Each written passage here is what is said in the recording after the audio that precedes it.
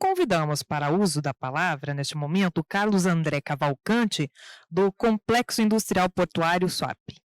Carlos André Cavalcante, eu estou na Diretoria de Meio Ambiente e Sustentabilidade do Complexo Industrial Portuário de SUAP. Vou trazer aqui uma experiência que está acontecendo em tempo real, assim como as várias apresentações. Isso nos dá um conforto e esperança. Esperança de que, sim, o Brasil que dá certo, né? O Brasil que avança, e essa transição energética tem arrastado exatamente todos esses projetos, esses esforços múltiplos de todas as ordens dos governos, dos institutos de pesquisas, das universidades e da sociedade. SUAP tem uma história de 44 anos e é um projeto de Estado que deu certo. O planejamento começou na década de 50, a pedra fundamental se estabeleceu na década de 70, em 1978. Então, dia 4 de novembro, vamos fazer 44 anos. É uma empresa 100% estatal pernambucana, dinheiro azul e branco, como a gente chama, e é um orgulho dos pernambucanos. E aqui a gente vem exatamente tratar dessa questão de como aquele planejamento deu certo e a perspectiva das energias renováveis, dessa nova atividade econômica que o hidrogênio estabelece com muita força, não é? Nós estamos preparados para enfrentar esse processo de transição. E aqui, aquela imagem clássica de quem olha para a América do Sul, observa essa região aí do Nordeste do Brasil, onde está localizado o Recife, e SUAP está do lado do Recife, 45 quilômetros da capital. Tem uma posição também estratégica do ponto de vista do hemisfério norte e hemisfério sul, o tempo, né, de transporte de cargas para os demais portos do mundo inteiro. São 160 conexões que o Porto de SUAP estabelece em todo o mundo. E para dentro, se a gente observar na região nordeste, o posicionamento dessa região como centro de logística natural, nós estamos a uma distância menor de 800 quilômetros de Fortaleza e de Salvador, estamos a uma distância menor de 300 quilômetros de Natal e de Maceió, do lado do Recife, a 110 quilômetros de João Pessoa, a 450 quilômetros de Aracaju. Portanto, nós temos essa posição natural de carga de chegada e carga de retorno. Então, o Porto de SUAP se estabelece como um hub de logística do Nordeste brasileiro. Temos 7 capitais, 5 aeroportos internacionais, 10 portos nessa região, 57 milhões de habitantes, dos quais 22 milhões de habitantes no semiárido, na região, no mundo inteiro, de semiárido mais populosa do mundo inteiro, e um potencial incrível se a gente observar o PIB do Nordeste se comparado a Colômbia, Chile e Peru. O planejamento SUAP deu certo e vem dando certo porque existia um master plan. E esse master plan ele é atualizado a cada 5 anos, 10 anos. Nós estamos fazendo exatamente essa atualização que compõe um cinturão verde de 8 mil hectares, uma zona de preservação ecológica, ajudando a estabelecer uma zona de amortecimento entre as movimentações industriais e portuárias e as cidades de Pojuca, ao sul, e Cabo de Santo Agostinho, ao norte, e do lado da região metropolitana do Recife. Nessa zona de proteção ecológica, nós temos 5 unidades de conservação. 5 unidades de conservação que são protegidas por lei e que é um sumidouro de carbono. E esse sumidouro de carbono não está no tabuleiro econômico hoje dos negócios de SUAP. Então, como transformar essas capturas, esses sequestros de carbono dentro de um tabuleiro econômico novo de inovação, em que as empresas que estão localizadas na zona industrial possam exatamente se aproveitar desse sumidouro de carbono e estabelecer em seus negócios que, sim, as neutralizações podem ser feitas diminuindo suas emissões no próprio território de SUAP. Aqui uma visão do núcleo central do porto de SUAP, o porto externo e o porto interno. A gente diz que é aí onde se paga a conta, né, desse território. É aí onde se tem a receita principal do complexo industrial portuário do SUAP e uma gestão territorial importante do ponto de vista de que o meio ambiente pode ajudar o desenvolvimento econômico. Eu digo isso rapidamente, essa região sul de Mangue, onde é a foz do rio Pojuca, é uma unidade de conservação é uma área de relevante interesse ecológico e é exatamente por conta dessa unidade de conservação que o licenciamento ambiental do Porto de Suape foi delegado pelo IBAMA para o órgão estadual do meio ambiente, a empresa CPRH. Aqui um resumo dessa dinâmica econômica que existe no Complexo Industrial Portuário de Suape. Nós temos 224 CNPJs, grandes empresas, em 11 segmentos que são, digamos, a mola propulsora desse desenvolvimento econômico, mais de 774 bilhões de recursos privados, só privados, sem contar o governo federal, o governo do estado, estabelecido nesse território, mais de 40 mil empregos diretos que funcionam exatamente nessa dinâmica econômica, mas 7 mil famílias que vivem vulneravelmente, socialmente falando, estão vulneráveis dentro desse território. Então, qual é o desafio? O desafio é de como fazer com que essa máquina econômica, essa locomotora econômica, possa favorecer a questão socioambiental dessas famílias. Aqui um resumo das principais empresas que estão no Complexo Industrial Portuário de Suape. Nós temos aí empresas bastante consolidadas, como a BR, a refinaria Abreu e Lima, que usa o hidrogênio. Porque eu vou me animando e aí eu vou falando. Até melhor falar assim. Mas está atrapalhando para o demais. Desculpe, perdão. Portanto, nós temos esses 224 CNPJs que são estratégicos para se pensar essa transição energética tão requerida no momento pelo planeta Terra. E aqui nós temos alguns títulos que nós achamos ótimos, né? Ter os títulos, né, de líder em movimentação líquida de combustíveis, de gás, isso aí é muito bom para o Porto de Suape. Líderes em cabotagem, então referência nacional em transporte de porto a porto. E mais ainda, nós vamos ter uma grande aceleração desse desenvolvimento econômico no Porto de Suape, porque finalmente a Transnordestina saiu do papel para Suape. Isso vai alavancar sobremaneira a economia local, porque vamos ter um novo terminal de minério no Porto de Suape e também vamos ter um segundo terminal de movimentação de contêineres de cargas sólidas. Nós tínhamos só um. Então, nós vamos ter aí investimentos vultuosos nos próximos 10 anos em Suape. Bom, aí eu vou passando agora para essa visão da descarbonização e dessa transição energética requerida.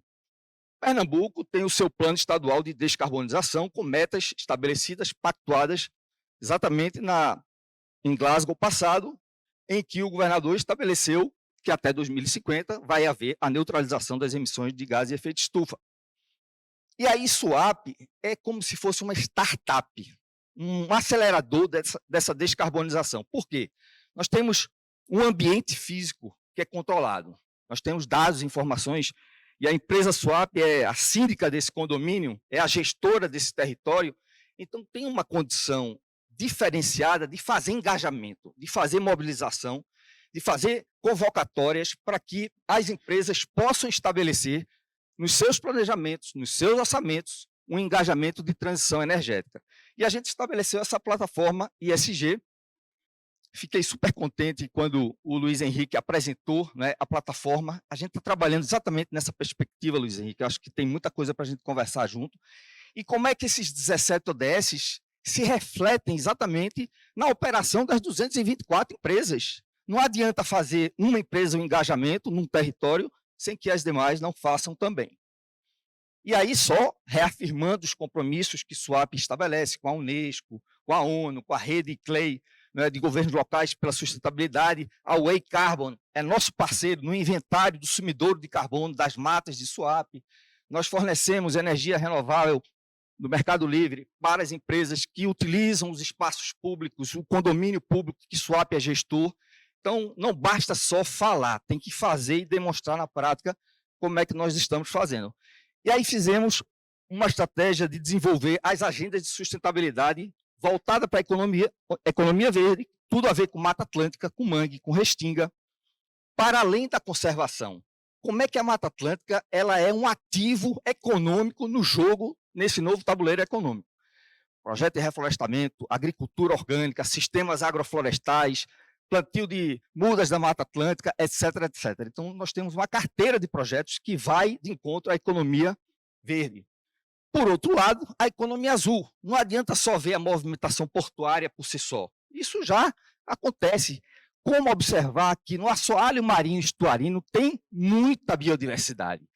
E como é que essa biodiversidade se transforma em ativo de indicadores positivos de sustentabilidade para entrar nesse jogo econômico, que é da transição, da descarbonização. A sustentabilidade como a principal saída para essa situação que nós estamos vivendo. E aí a economia circular, a gente chama da economia amarela, não por acaso, verde, azul e amarelo, bandeira do Brasil, né? Está aí posto, e os projetos que vão nessa pegada. E aí a gente traz o conceito do Porto Verde inteligente, em que Suape estabelece uma estratégia. Qual é a estratégia do Porto de Suape? De engajamento, de conceito e, sobretudo, de aplicação de inteligência. Então, nós estabelecemos essa parceria com as universidades, com a Universidade de Pernambuco, o Locus de Inovação de Pernambuco, o Instituto de Pesquisa, o CESA, que é lá do Porto Digital, onde a gente desenvolve uma série de conexões para que, nesse ecossistema de porto, de indústria socioambiental, se estabeleçam essas inovações, juntando tudo o que há de mais moderno. Indústria 4.0, simbiose industrial, como é que isso entra na realidade dessas empresas, dessas indústrias, e torna, de fato, um processo contínuo, perene, em que os indicadores positivos vão ser monitorados, vão ser metrificados, vão ser certificados e vão estar plugados na plataforma blockchain. A gente tem um contrato de plataforma blockchain em que esses indicadores positivos devem estar gerando ativos criptoativos que serão transacionados junto às empresas que são emissoras e que elas vão entrar nesse novo jogo econômico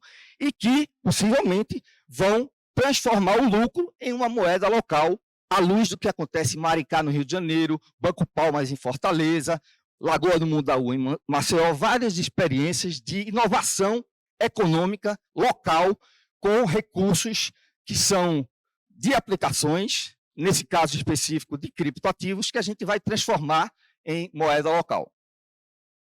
E aqui o Tech Hub. Para o hidrogênio verde, nós definimos duas estratégias importantes lá em Suape. A primeira, projetos de P&D, tem que dar certo logo, tem que ser construído logo o resultado.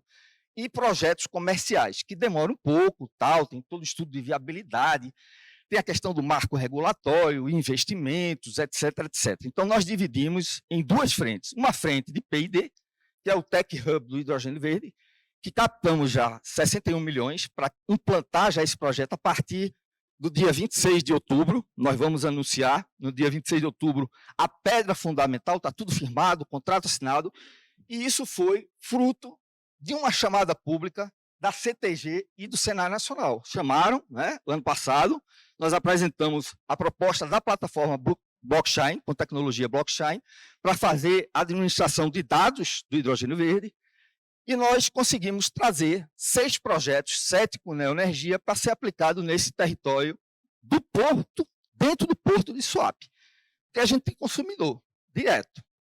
Temos condição diária, direto. Nós precisamos que as empresas coloquem seus projetos de P&D dentro do porto de Suape. Basicamente é isso, muito simples. E aí toda essa história que já foi falada amplamente aqui dentro, né? Desde a geração, eletrolisadores, a questão do armazenamento, a questão da distribuição, do consumo, da rastreabilidade, tecnologia blockchain, marco regulatório, tudo isso vai estar estabelecido, tem contrato já firmado, e nós estamos estabelecendo o seguinte convocatória: vamos chamar mais empresas para participar desse Tech Hub. E o Senai topou. O Senai disse, topamos. Vamos fazer um novo chamamento específico para a Suape. Então, até o final do ano, nós vamos fazer um chamamento para as 224 empresas que estão lá em Suape, para que elas apresentem seus projetos de hidrogênio verde para ser aplicado nesse Tech Hub fisicamente estabelecido, com conexão direta com o Senai, com o Instituto Senai. Então, isso tem nos motivado bastante. E, além disso, vem a segunda estratégia comercial. A estratégia comercial tem muita especulação, tem muita prospecção, tem grandes empresas dizendo que são bilhões de dólares que vão ser aplicados lá em swap. Mas, concretamente, tem pouca coisa que a gente consegue identificar. Então, o que a gente fez? Vamos começar com 3 áreas. A primeira é o Tech Hub, a segunda, a mais alta, é uma área de 72 hectares, fica dentro do porto interno, e nós fizemos o primeiro chamamento, anúncio público para apresentação de proposta. Terminou dia 27 de setembro. E a empresa Quer foi a vencedora.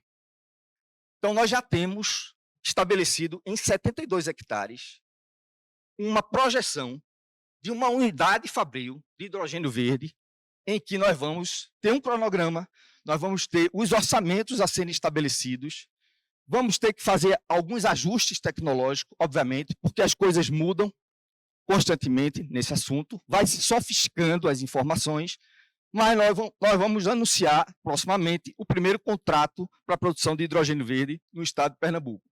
Isso aqui é um modelo da planta que foi apresentado para a SWAP, né, onde nós temos já uma definição de fases, de faseamento, então se espera que até 2026 essa planta esteja já implantada, já fazendo os negócios.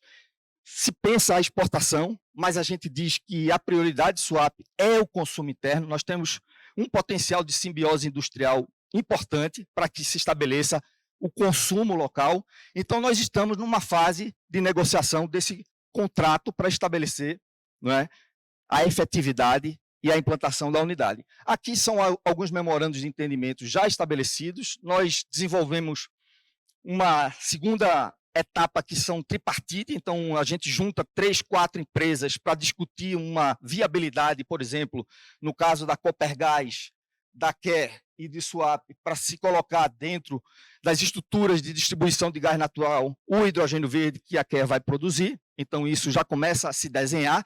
A Nexway, a Casa dos Ventos e SWAP também começam a estabelecer outros tratados, e assim sucessivamente nós vamos avançando para a concretude dos negócios. Não basta apenas ter um memorando de entendimentos, o doutor Jurandir sabe bem disso, mas precisa dar o segundo passo, que é exatamente estabelecer a viabilidade e a definição de recursos para a implantação desse processo.